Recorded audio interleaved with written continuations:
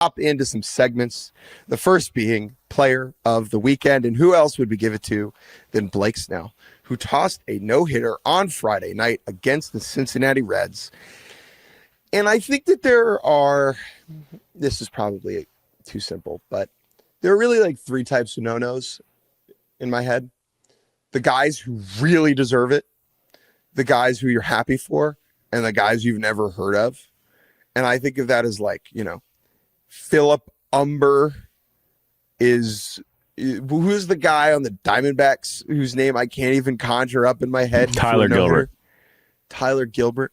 Yeah. I mean, Philip Umber was a perfect game. So perfect game's a different category, but yes. Yes. I mean, and then there's the middle, then there's like the middle group, right? Which is, I guess, yes. I don't know, like Mike Fires, right? It's like, he's a big leaguer. At least a longer career. John Means, even Carlos, Wade Miley, right? Just like normal good guys. And then you have Blake Snell, who, when we look back on his career, is exactly the type of pitcher who deserves to have a no-hitter.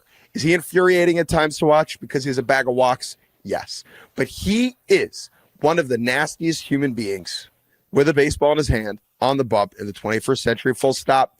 And he showed that on Friday night in full display. Had he never won one, had he never got a no-hitter, it would have been like the Nolan Ryan not having a Cy Young, which is a fact, right? And you're like, what? How's that possible? That's how it would have been a version of that with Blake Snell. And I talked about this when Cease finally got his. Like, nobody has had more outings in the last 20 years without getting a no-hitter than Blake Snell of 6 innings, 1 hit, 5 innings, 0 hits, 7 innings, 2 hit, like 8, but he had never pitched into the 9th inning because he knows.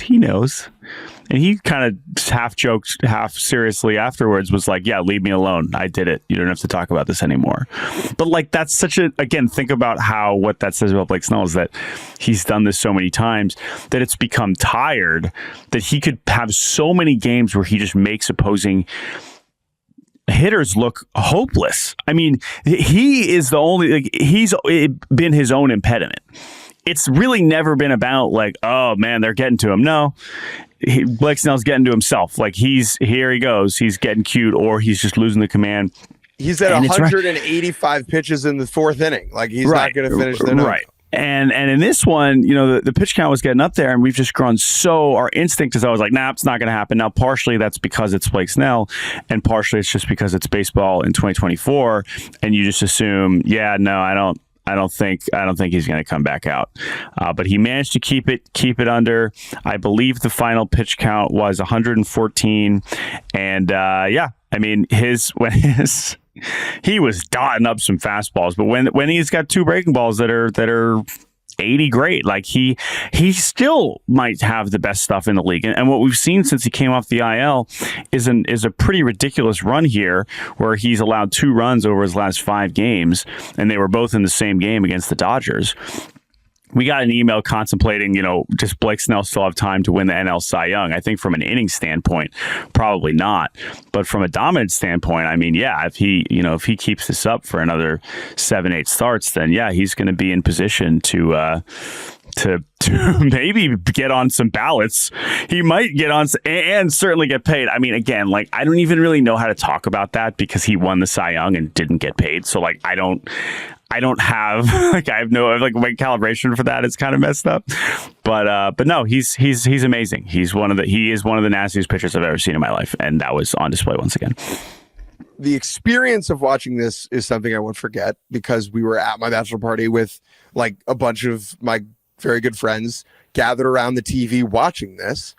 And usually, Jordan, when you and I are watching a no-hitter quest, we are doing it alone with our headphones on at our desk. Almost always, right?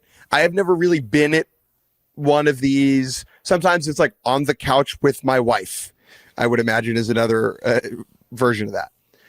The communal experience of watching a no-hitter was awesome. Like once it got to the 7th inning and it was like every batted ball was like, oh, and for 2 people who've been to so many freaking baseball games, right? But I've never seen this. This was like the most, not this is gonna sound stupid. I get it now. You know, I got it before. Duh, it's a no hitter. It's cool. It's cool to see. But to see it with other people really heightened the stakes of it, and I really enjoyed it. Giants took 2 out of 3 from the Reds. The Reds, we'll have a longer conversation about the Giants. They're probably the bottom of that race. If Snell can just guarantee them a win every 5 starts, though, that is notable.